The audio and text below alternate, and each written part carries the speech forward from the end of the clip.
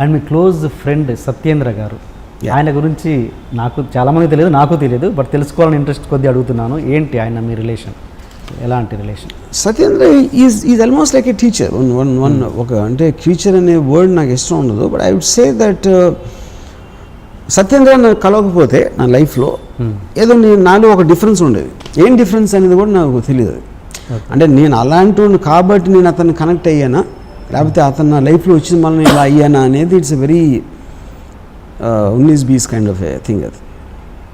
ఎందుకంటే ఇప్పుడు నాకు సత్యేంద్ర కాలేజీలో చెప్పింది ఒక్కొక్కసారి 30 ఏళ్ళ తర్వాత గుర్తొస్తుంది ఇప్పుడు మళ్ళీ.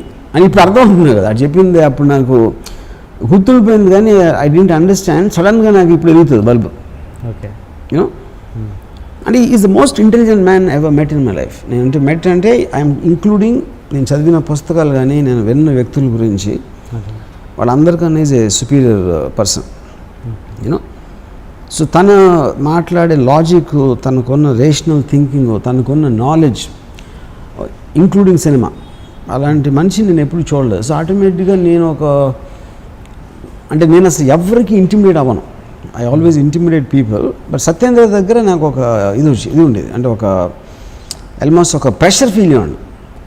అంటే తను ఇంప్రెస్ చేయాలి, లేకపోతే నేను అంటే తను ఏమన్నా అనుకుంటాడా అంటే నన్ను ఎదవనుకుంటాడా ఇలా చెప్తే అని, అంటే కంటిన్యూస్గా తన ఎండార్స్మెంట్ కోసం ట్రై చేసేవాడిని.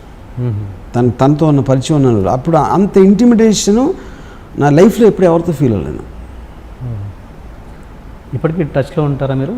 Very rare. ఎక్కడండి ఇప్పుడు ఆయన ఉండేది? ఎక్కడ ఆయన? ఇప్పుడు విజయవాడలో ఈజ్ ఇంజనీరింగ్ కాలేజ్లో ప్రొఫెసర్.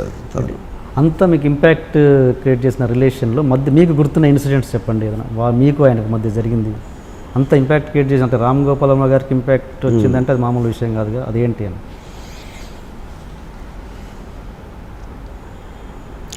ఒకరోజు నేను విజయవాడలో ఊర్వశి థియేటర్లో పాపియాన్ సినిమా ఇవ్వడం వెళ్ళాం ఎదరం. Satyendra already popular. ఇది కాలేజ్లో ఈ వాజ్ చాలా ఎక్స్ట్రాడినరీ ఇంటెలిజెంట్ అనేది లెక్చరర్స్లో కానీ స్టాఫ్లో కానీ ఉండేది, ఆ రెప్యుటేషన్ ఉండేది. అతను క్లాస్లో కూడా ఎలా చేస్తాడంటే టూత్పేస్ట్ జైలు పెట్టిన వచ్చాడు. అంటే టూత్పేస్ట్ కదా, టూత్ బ్రష్. అంటే పళ్ళు తోముకుని ఆ బ్రష్ ఇలా పెట్టుకుని హవాయి చెప్పు వేసుకుని వస్తున్నాడు కాలేజ్కి. వచ్చి ఆ లాస్ట్ బెంచ్లో కూర్చుని ఆ పక్కన దగ్గర ఒక పేపర్ చింపుతాడు మేడం. పేపర్ చింపి అదే నోట్బుక్ ఆడు పెన్ నోట్ తీసి ఆ లెక్చరర్ చెప్తా ఉంటే మధ్యలో ఒక క్వశ్చన్ వేస్తాడు ఆ సబ్జెక్ట్ గురించి వేసాడు. ఆ లెక్చరర్ టెన్షన్ వచ్చేసి అసలు వాళ్ళకి, యూనో. క్లాస్ మధ్యలో ఒకసారి లీగ్స్ వెళ్ళిపోతున్నాడు. ఏంటి ఎక్కడికి వెళ్తున్నావు అంటే నీకు చెప్పేది అర్థమైపోయిందని వెళ్ళిపోయాడు. అండ్ ఇప్పుడు వీళ్ళందరికీ నువ్వు అర్థం చేసి చెప్పి ఆ టైం నేను వేస్ట్ చేయనని చెప్పి వెళ్ళిపోయాడు. ఇలాంటి ఇన్సిడెంట్లు చాలా జరిగింది సత్యేంద్రతో. ఒకరోజు ఊర్వశి థియేటర్లో పాపియాన్ అని సినిమా ఇవ్వడం వెళ్ళాం. అంటే ఈ ఇంటర్వెల్లో ప్రిన్సిపల్ గారు కలిసారు, కాలేజ్ ప్రిన్సిపల్. ఇంటర్వెల్లో కాలేజ్ ప్రిన్సిపల్ ఆయన కూడా వచ్చి సినిమా ఇవ్వడానికి, మా కాలేజ్ ప్రిన్సిపల్. అప్పుడు మా ఎగ్జామ్స్ జరుగుతున్నాయి. ఏంటి ఎగ్జామ్స్ పెట్టుకుని ఏంటి ఎక్కడ ఎలా వచ్చారో అని అడిగారు. అంటే అది సత్యేంద్ర తెలుసు ఆయనకి, because of his reputation and all that. And Satyendra side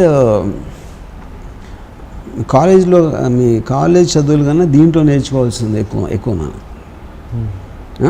నేను 7వ వస్తున్నా. నాకేం అనిపించలేదే అంత ఇందులో అన్నారు. మీకు అనిపించిందేదో నాకు అనిపించింది. సో ఆ మీకు ఏదో కనిపించినప్పుడు 7 సార్లు చూడాల్సిన అవసరం ఏంటన్నా మా principal. Why do fuck your wife everyday అన్నాడు. So the point is, and you will say it with such intensity, మీకు ఇంటిమిడేట్ అయిపోతుంది. You won't even take it as an offense. You know, అంటే ఈడు సత్యేంద్ర టైంలో నాకు తెలిసి ఒక 20 years ఉంటాడు ఏజ్, మేబీ 19. అండ్ మా ప్రిన్సిపల్ గారికి ఒక 50 ఏళ్ళు ఉంటాయి. ఇంకొక స్టూడెంట్ నేను తెలియదు దానికి ప్రిన్సిపల్ గారికి. నేనేదో సత్యేంద్ర ఫ్రెండ్ పక్కన I'm just hanger on. Why do fuck your wife every day అని అడిగి చూస్తున్నాడు మహా. ఆయన అలా వెళ్ళిపోయారు తిరిగి. సీరియస్. తర్వాత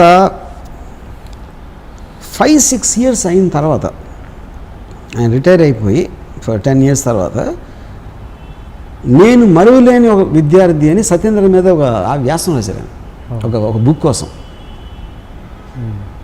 అంత ట్రెమెండస్ ఇంపాక్ట్ క్రియేట్ చేశాడు తను. సో అలాగే నాకు ఎంత ఇన్ఫ్లుయెన్స్ ఉందంటే సత్యేంద్ర నుంచి నేను ఒక్కొక్కసారి నేను ఫ్రెండ్స్తోనో లేకపోతే ఎవరితో కూర్చుని మేబీ ఒక 9:30 స్టార్ట్ చేసి 3:30 వరకు మాట్లాడింది సత్యేంద్ర గురించి. తనకి నాకు ఉన్న అనుభవాలు కానీ తనకున్న అంటే ఇప్పుడు ఏంటి తన ఏజ్ ఆఫ్ అంటే నాకు 2 years జూనియర్ అతను. నేను ఇంజనీరింగ్ కాలేజ్ 3rd year ఉన్నప్పుడు తను ఫస్ట్ ఇయర్ జాయిన్ అయ్యాడు. అంటే నాకు తెలిసి మ్యాక్సిమం 17-18 ఉంటుంది ఏజ్ అప్పుడు సత్యేంద్ర. 17-18 ఏజ్లో already Friedrich Nietzsche, Ayn Rand, Arthur Schopenhauer, Descartes మొత్తం బుక్స్ అని చదివేశాడు. ఇంగ్లీష్ నాలెడ్జ్ తనకి ఆ టైంలో ఉన్నది ఇన్ని సంవత్సరాల తర్వాత నేను ఇంతవరకు ఎవరిని చూడలేదు. చాలామంది నా ఇంగ్లీష్ గొప్పగా అనుకుంటారు.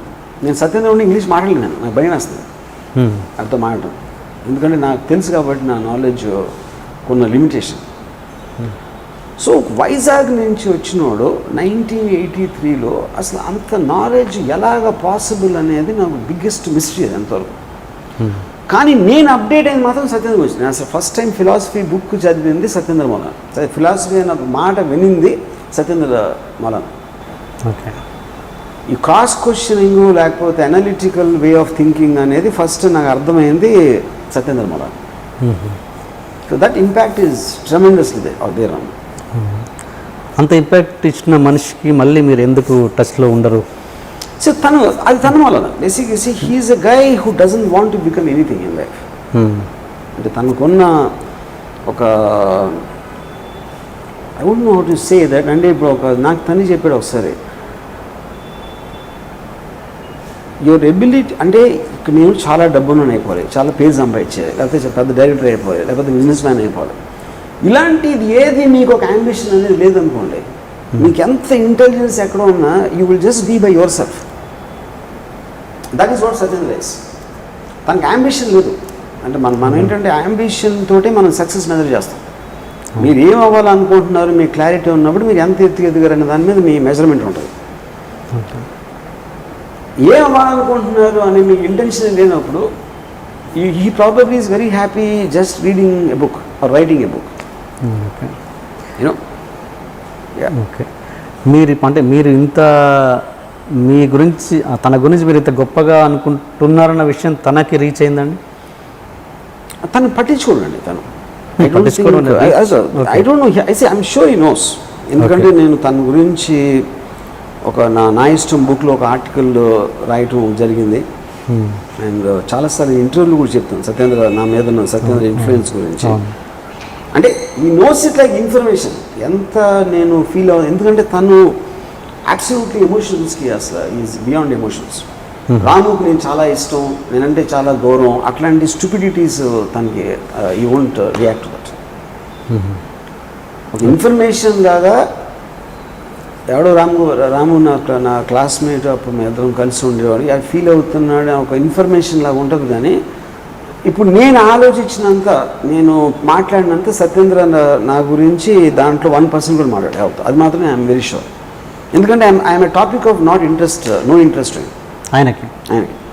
అలాగే మీరు ఇప్పుడు మీకు అదే వచ్చిందిగా, ఇది మీ ఆ ఇంపాక్ట్ మీ మీద కూడా అదే పడిందిగా. ఇప్పుడు మీరు అన్నట్టు ఎలాగా మీరన్న పర్సన్స్ వాళ్ళు నాకు గుర్తులేరు అన్నారుగా, అలాగే అది ఆబ్వియస్లీ కదా. అదే అంటే ఇప్పుడు నాకు నేను తన మీద ఇంపాక్ట్ క్రియేట్ చేయాలి, అందుకని నేను గుర్తున్నాను దానికి. అదే బట్ తను చేసాడు కాబట్టి నాకు ఉంటాడు. That simple that. తన గురించి అంటే నాకు తెలియదు, తను ఏంటంటే ఫ్యామిలీ పర్సనా, ఇప్పుడు ఏంటి పెళ్లి చేసుకోలేదు. ఇంత మీరంత ఇంపార్టెన్స్ ఇచ్చే సత్యేంద్ర గారు ఆయన మీ గురించి ఏమనుకుని ఉంటారు బహుశా? మెయిన్ పాయింట్ ఏంటంటే ఇప్పుడు ఎప్పుడైనా మీరు ఒక వ్యక్తికి ఇంపార్టెన్స్ ఇచ్చేదానికి ముఖ్య కారణం ఆ వ్యక్తి మీ మీద క్రియేట్ చేసిన ఒక ఇంపాక్ట్. దాని మూలాన మీరు గుర్తుండిపోతారు, ఒక మనిషి గుర్తుండిపోతారు మీకు. సత్యేంద్ర నా మీద చేశాడు కానీ నేను సత్యేంద్ర మీద చేయలే. సత్యేంద్ర నా గురించి గొప్పగా చెప్పడానికి నేను చెప్పిన ఒక తెలివైన మాట, లేకపోతే ఒక బుక్, లేకపోతే వాడికి ఒక బతికే లైఫ్ స్టైల్ గురించి ఎక్స్ప్లెయిన్ చేయడానికి నేను ఎప్పుడు చేయలేదు, నేను విన్నా. అది ఎలా ఉంటుందంటే ఇప్పుడు అందుకని సత్యేంద్రకి నేను ఇప్పుడేంటి రామ్ గోపాల్ వర్మ అనే మనిషి సత్యేంద్ర కన్నా పబ్లిక్ పర్సెప్షన్లో ఎక్కువ పాపులర్ కాబట్టి సత్యేంద్ర ఎందుకు పట్టించుకోవడం మీకు అనిపిస్తుంది. కానీ సత్యేంద్ర నా పాపులారిటీని పట్టించుకోడు, ఎవరి పాపులారిటీని పట్టించుకోడతాను. సో అప్పుడు ఇందాక ఒక సందర్భంలో నేను చెప్పాను కదా, వినోద్ బాలా నాకు గుర్తులేదు అని చెప్పాను కదా. వినోద్ బాలాకి నాకు ఎంత దూరం ఉంటుందో నాకు సత్యేంద్రకి అంతే ఉంటుంది. Okay okay okay. నేను ఒక డైరెక్టర్గా ఒక పర్టికులర్ ఒక ట్రెండ్ సెట్టింగ్ ఫిలిం అది అయ్యింది. శివ ఫ్లాప్ అయి ఉండొచ్చు కదా, శివ ఫ్లాప్ అయ్యి ఉంటే వినోద్ బాలాకి ఎంత గుర్తుంటుంది అనేది అది క్వశ్చనబుల్ థింగ్. అది ఏదో ఒక ఎక్స్పీరియన్స్ లాగా అయిపోయేది. అంత ట్రెండ్ సెట్టింగ్ ఇంపాక్ట్ఫుల్ ఫిల్మ్ అయిపోయింది కాబట్టి దానికి సంబంధించిన మెమరీస్ అనేది వినోద్ బాలాలో ఉన్నాయి. కానీ నాకు నా 25 జర్నీలో సినిమాలు బ్యాడ్ గుడ్ అన్నీ రకరకాల వ్యక్తులు కలవటం, బాంబే వచ్చి ఉండిపోవడం, ఇంతమందిని ఇక్కడ నేను బాల్ ఠాక్రే దగ్గర నుంచి, సుబ్రత రాయ్ దగ్గర నుంచి, అమితాబ్ ఇలాంటి వాళ్ళు అందరితో నేను కూర్చున్న తర్వాత ఎప్పుడో ఎక్కడో జరిగిన ఒక ఎక్స్పీరియన్స్లో కలిసిన మనిషిని నాకు గుర్తుంది. ఎందుకంటే నాకు వేరే ఇంపాక్ట్ఫుల్ విషయాలు చాలా ఉన్నాయి తర్వాత. సిమిలర్లీ సత్యేంద్ర కాన్సెప్ట్లో సత్యేంద్రకి నేను Vinod Bala, that's what I think it is. అది అంతా మీకు రిలేటివ్ డిఫరెన్సెస్ ఉంటాయి, రిలేటివ్ డిగ్రీస్ ప్రతి మనిషికి. అంటే దాని ఎత్తు తగ్గు అని అంటలా నేను. It's only I'm measuring it by మనకి డైరెక్ట్గా తన మనలో వచ్చిన ఇంపాక్ట్ ఏంటి, మన మైండ్ మీద, మన జీవిత విధానం మీద, మన ఆలోచించే విధానం మీద ఒక ఇంపాక్ట్ ఉన్నప్పుడే ఆ మనిషి గుర్తుంటాడు మనకి. అంతేగాని ఊరికే ఎమోషనల్గా ఒక జర్నీ చేసాము, ఒక 6 నెలలు కలిసి ఉన్నామా, సంవత్సరం కలిసి ఉన్నామా అనే దాంట్లో ఇంపాక్ట్ అనేది రాదు. Okay okay. ఇప్పుడు ఇందాక చెప్పిన సత్యేంద్ర గురించి నేను మీకు 2 రోజులు చెప్పగలుగుతాను. సత్యేంద్ర నా గురించి 10 నిమిషాలు కూడా చెప్పాడు. అదే ఐఎమ్ వెరీ షూర్. ఎప్పుడైనా కలిసే ప్రయత్నం కూడా మీరు చేయరా?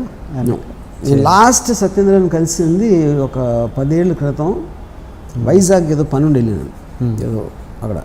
అంటే అప్పుడు ట్రై చేసింది సత్యేంద్ర ఎక్కడ ఉన్నాడు అంటే, ఇది ఒక చిన్న హోటల్లో ఉంటున్నాడని చెప్పాను. అంటే ఇంట్లోంచి బయటకు వచ్చాడు ఫాదర్, ఇంట్లోంచి ఆ టైంలో.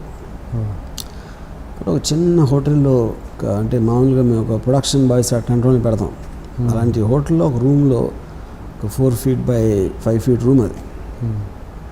నేను కింద నుంచి ఫోన్ చేశాను, సత్యేంద్ర నన్ను రామ్ గోపాల్ అని పిలిచాడు. సత్యేంద్ర నేను రామ్ గోపాల్ అన్న రిసెప్షనిస్ట్ ఫోన్ చేసి, ఎప్పుడు వచ్చావు అన్నాడు. కాదు పైకి రా అన్నాడు. అంతే. నువ్వా ఎప్పుడు వచ్చావు అంటే మనం అది ఎక్స్పెక్ట్ చేస్తాం కదా, పైకి రా అంతే. పైకి వెళ్ళి తలుపు తీసాడు, లోపలికి వెళ్ళి కూర్చున్నాను. అంతా ఈ సెల్ బయాలజీ ఏవో పుస్తకాలు ఉన్నాయి అక్కడ. అది చేసిందేమో ఇంజనీరింగ్. కూర్చున్నాడు. నేను కూర్చున్న ఒక 30 secondsలోనే నేను తను బోరు కొడుతున్నానన్న ఫీలింగ్ అది తను కనిపించిపోతాను. అంటే తనకు అప్పుడున్న మైండ్ స్టేట్లో నేను ఒక ఇరిటెంట్ లాగా వచ్చాను. అంటే తను ఏదో ఒక దాంట్లో ఉన్నాడు. మనకి చాలాసార్లు మనకు ఒక ఇంట్రెస్టింగ్ పని జరుగుతున్నప్పుడు, ఇంట్రెస్టింగ్ థింగ్ ఆలోచిస్తే ఎక్స్పీరియన్స్ అవుతున్నప్పుడు, మనకు అంతగా ఇంట్రెస్ట్ లేని ఒక మనిషి కానీ ఒక పరిస్థితి కానీ వచ్చిందంటే మీకు ఒక ఇది వస్తుంది చూడండి, ఒక బోర్డమ్ కానీ, ఎప్పుడు వెళ్తాడా, ఎప్పుడు అయిపోతుందా అనిపిస్తుంది కదా. అది నాకు తను ఫీల్ అవుతుందని నాకు అనిపించింది, అది తెలిసిపోయింది అది. అందుకని జస్ట్ ఒక 2 నిమిషాలు కూర్చుని నేను వచ్చాను. మీ నెంబర్ కూడా అడగలేదు? నెంబర్ ఉంది తను అప్పుడప్పుడు. దాని తర్వాత just once in 6 months 8 months ఒక మెసేజ్ చేస్తాడు, ఏదో ఒక దాని మీద తను రాసే ఒక బుక్ గురించి. అది నాకే స్పెషల్గా చేస్తాడని కూడా నేను అనుకోను. Maybe shares it with some people. అంటే నాట్ దట్ ఈ డజంట్ హ్యావ్ ఫ్రెండ్స్. నాకు తెలిసి సత్యేంద్ర ఫ్రెండ్స్ అనేది లేరు, రిలేటివ్స్ ఉండరు. అండ్ నాకు చాలాసార్లు అనిపిస్తుంది, అంటే నేను స్టూడెంట్గా ఉన్నప్పుడు నా ఫెలో స్టూడెంట్ కాబట్టి నేను ఒకలా ఉన్నాను. ఇప్పుడు అదే కాలేజ్లో తను ఒక ప్రొఫెసర్, ఇప్పుడు మెకానికల్ డిపార్ట్మెంట్లో. ఇప్పుడు అదే కాలేజ్లో, మేము ఇద్దరం అదే కాలేజ్లో ఉన్నాం, సిద్ధార్థలో. ఓకే. తన దగ్గర ఉన్న స్టూడెంట్స్కి తనకి ఎట్లా రిలేషన్ ఉంటుంది అనేది నాకు బిగ్గెస్ట్ సస్పెన్స్ అది. ఎందుకంటే మీ ఇద్దరం ఒకే రూమ్లో ఉండేవాళ్ళం, ఇద్దరం కలిసి సినిమాలకి వెళ్ళేవాళ్ళం, ఇద్దరం కలిసి రాత్రి I mean you spend lot of time. So ఆ కైండ్ ఆఫ్ అసోసియేషన్లో అప్పుడున్న పరిచయానికి, ఐ మీన్ తను చెప్పేదానికి, ఇప్పుడు ఒక బంచ్ ఆఫ్ స్టూడెంట్స్ క్లాస్ రూమ్లో ఉన్నప్పుడు తను ఏం చెప్తాడు అనేది నాకు ఒక బిగ్గెస్ట్ మిస్టరీ అది. బట్ ఐఎమ్ షూర్ సత్యేంద్ర ఏమాత్రం పరిచయం ఉన్న ఎవరు కూడా తన బ్రిలియన్స్ని గమనించలేకపోవటం అనేది జరగదు. అంటే వాళ్ళు మహా డంబ్ అవ్వాలి, అన్ఇమాజినబుల్లీ డంబ్ అవ్వాలి. అంటే ఏంటి ఎందుకు మరి అంత చిన్న రూమ్లో ఉండడానికి కారణం ఏంటి? అప్పుడు డబ్బులు ఉండి కదా, because we couldn't pay rent. ఇప్పుడేదో అంటే అప్పుడు ఇప్పుడు తను ఉంటానికి, ఎందుకంటే తను ఇంట్లోంచి బయటకు వచ్చాడు. So he doesn't take money from his father. తను సంపాదిస్తున్నాడుగా, కాలేజ్ ఏదో అంటున్నారుగా మీరు. అంటే ఇప్పుడు కాదు, ఇప్పుడు కాలేజ్ పని చేస్తున్నాడు. నేను కలిసినప్పుడు ఒక 10-12 years బ్యాక్ అది యాక్చువల్గా. అప్పుడు మీరు ఎప్పుడు మీ పొజిషన్ ఏంటి? అప్పుడు మీరు ఎన్ని సంవత్సరాల కిందట అన్నారు మీరు కలిసింది? నేను 12 సంవత్సరాలు, 10-12 సంవత్సరాలు కాదు. అప్పుడు తను పని చేస్తున్నాడు Gandhi institute, Gandhi I don't know ఎక్కడ పని చేసేవాడు. కానీ తనకున్న ఖర్చులను విపరీతంగా పుస్తకాలు కొంటాడు. ఓకే. సో ఆటోమేటిక్గా తను ఎంత సంపాదించినా అది ఎలా ఖర్చు పెడతాడో దాంట్లో మేబీ తను ఉండే ఒక రూమ్ అనేది తను కేర్ చేయకపోవచ్చు, అది ఎలా ఉండాలి అని. సో అలాంటి దాంట్లో ఎక్కువ ఖర్చు పెట్టే బదులు తను ఇష్టం వచ్చిన దాంట్లో ఖర్చు పెట్టి ఇక్కడ ఉంటాడు. That is how he thinks. అప్పుడు అతను తక్కువ స్థాయిలో ఉన్నప్పుడు మీకు ఏమైనా హెల్ప్ చేయాలని ఎప్పుడు అనిపించలేదు? కానీ తనకి హెల్ప్ అవసరం, అదే అంటున్నాను నేను. నా పాయింట్ అది. ఇప్పుడు తనకి ఇప్పుడు సపోజ్ ఒక జీతం 50,000 అనుకోండి, తనకి 10 లక్షలు వచ్చినా అదే రూమ్లో ఉంటాడు. ఇట్ ఈస్ నాట్ అబౌట్ తన ఎఫర్ట్ చేయలేని, తనకి అంతకన్నా అవసరం లేదని తన ఫీలింగ్. అప్పుడు కూడా ఏంటి, ఇలాగ వాళ్ళ ఫాదర్ డబ్బులు పంచినప్పుడు ఆ డబ్బులు ఇలా చేతితో గుంపులో తీసి నాకు ఇచ్చాడు. అంటే అది తీసి లెక్క పెట్టి ఎవరికో ఇవ్వాలి అనేది చిరాకు మాట సత్యేంద్రకి. అంటే he hates money, just the touching of the ఇది. అంటే మీ సిద్ధాంతం ప్రకారము అంత నాలెడ్జ్ ఉండి మీకంటే పీక్ ఇది ఉంది, అతను ఆ స్టేజ్ అనుభవించాడు కదా, మరి అది ఎంతవరకు, దాన్ని ఎలా మీరు అనలైజ్ చేస్తారు? దాన్ని ఎలా మీరు నాకు భయం వేస్తుంది యాక్చువల్గా. ఎందుకంటే మీకంటే ఇంటెలిజెంట్ మీరే అంటున్నారు. అదే నాకు భయం వేస్తుంది. ఎందుకంటే నీషే ఏమన్నాడంటే, this tree stands lonely here on the hills, it has grown up high above man and beast, and if it wanted to speak there is no one tall enough to listen. మీ intelligence మీరు ఎంత పెరిగిపోతే మీరు interact అవ్వటానికి chance ఉండదు. ఇంకా మీరు చాలా తెలివైన వాళ్ళు, కానీ మీ కంపెనీలో గొర్రెలు ఉన్నాయనుకోండి, ఏం చేస్తారు? గొర్రెలకి మీరు చెప్తే ఏంటో అది ఇని అర్థం చేసుకునే మైండ్ వాటికి లేదు. సో సత్యేంద్ర మైండ్కి ఉన్న దానికి అంత ఎత్తుకు ఎదిగితే అసలు ఇంటరాక్షన్ అనేది పోతుంది. ఎందుకంటే నేను సత్యేంద్ర ఇంటెలిజెన్స్ నాకు లేదా, తనలాగా నేను ఆలోచించలేను. కాబట్టి తను ఏం అనుభవిస్తున్నాడో ఏం ఆశ్వాసనో నాకు అర్థం కూడా అవుతుంది. గొర్రెకి నా గురించి అర్థం ఉన్నట్టే నాకు సత్యేంద్ర గురించి అర్థం అవుతుంది. సో బేసిక్లీ ఆ దాంట్లో ఆల్మోస్ట్ నాకు భయం వేసేస్తుంది. అంటే నేను సత్యేంద్ర లెవెల్ నేను ఎదిగిపోతే కాబట్టి ఇది ఇవాళ నేను ఎన్నో ఎంజాయ్ చేస్తాను. I enjoy watching, I mean films అవ్వచ్చు, మ్యూజిక్ అవ్వచ్చు, గర్ల్స్ అవ్వచ్చు, లేకపోతే ఇలాంటి ఆఫీస్ అవ్వచ్చు. They so many things enjoy in my life. మీరు ఆ మెజర్మెంట్లు చూస్తే సత్యేంద్ర ఏం ఎంజాయ్ చేయడు. కానీ తను చేయాలనుకుంటాడా, తనకు అది ఇష్టమా, తనకు వస్తుందా సేమ్ ఎంజాయ్మెంట్ అనేది it is A I mean hypothetical question. ఎందుకంటే అది తన ఫీల్ నుంచి రావాలి. మనకి వాడికి ఆ ఫీలింగ్ ఉందని సపోజ్ చేసుకోవడం అనేది సత్యేంద్ర విషయంలో తప్పవుతుంది. ఆ స్టేటస్ నేను ఎంజాయ్ చేస్తున్నాడు అంతే సింపుల్గా. ఎంజాయ్ తెలియదు నాకు, కానీ నేను దాని మీద ఎందుకు కామెంట్ చేయనంటే సత్యేంద్ర మీద కామెంట్ చేసేంత అర్హత నాకు లేదు. ఎందుకంటే మీరు ఒకరి మీద కామెంట్ చేసినప్పుడు అతని అర్థం చేసుకోవాలా, అతను అర్థం చేసుకునే కెపాసిటీ మీకు ఉండాలి. ఆ కెపాసిటీ లేనప్పుడు కూర్చుని అలా చేయాలి ఇలా చేయకూడదు అని అనుకుంటాం అనేది నా మూర్ఖత్వం అవుతుంది. నేను మూర్ఖుడినే సత్యేంద్రతో కంపేర్ చేస్తే, కానీ మరీ అంత మూర్ఖుడు కాదు. సత్యేంద్ర గురించి కామెంట్ చేసే అంత ఇది ఉంటాం. అంటే అంత సత్యేంద్ర గారి తర్వాత అంత రేంజ్లో మీరు ఇంత ట్రావెల్ చేశారు కదా, నేషనల్ లెవెల్లో మీకు పేరు ఉంది. అంటే ఈ ఒక్క వ్యక్తి కూడా మీరు తగలేదు? Nobody, not to touch him. Okay. దాని తర్వాత ఆనెస్ట్గా చెప్పాలంటే సత్యేంద్ర తర్వాత అంటే చాలా చాలా మెట్లు కింద తర్వాత I believe I'm very intelligent. Okay. నాకన్నా సత్యేంద్ర ఒక్క నిమిషం మర్చిపోతే నేను చదివిన బుక్స్ నాకున్న నాలెడ్జ్ ఉన్న మనిషి కూడా నేను చూడలేదు.